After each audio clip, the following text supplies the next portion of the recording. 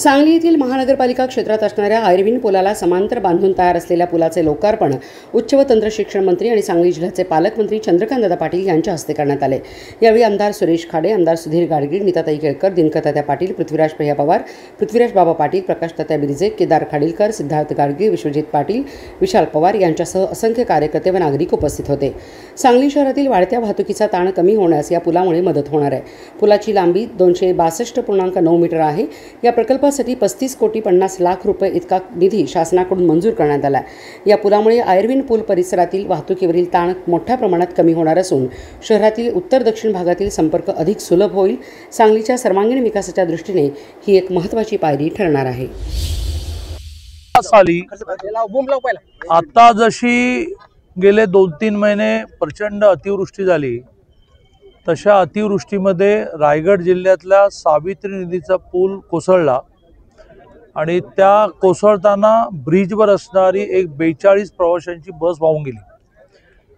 त्यावेळेला मी PWD minister होतो आणि माननीय मुख्यमंत्री महोदय देवेंद्रजी फडणवीसांनी असा आदेश दिला की महाराष्ट्रातले सगळेच असे जे धोकादायक झालेले ब्रिज आहेत त्याचा अभ्यास करा आणि जे लागेल ते पैसे घ्या आणि ते सगळे ब्रिजेस आपल्याला पुन्हा बांधायला लागतील, काही ठिकाणी दुरुस्ती करायला लागेल। माननीय नितीनजी पण त्यावेळेलाही देशाच्या रस्ते विभागाचे मिनिस्टर होते, ते स्वतः आले आणि त्यांच्या डायनॅमिक स्टाईलने त्यांनी डिक्लेअर केलं की हा सावित्री नदीचा पूल तर मी 165 दिवसात बांधणार। आपल्याला आश्चर्य वाटेल, त्या कॉन्ट्रॅक्टरचा आम्ही तिथे सत्कार केला। 155 दिवसामध्ये तो ब्रिज पूर्ण झाला आणि ह्या सगळ्या अशा आयर्विन ब्रिजसारख्या ब्रिजेसचं सर्वे केल्यानंतर लक्षात आलं की याला पर्यायी पूल जर होऊ शकत असतील त्या ब्रिजला डागडुजी करण्यात अर्थ नाही आणि मग पर्यायी पुलाचा निर्णय झाला।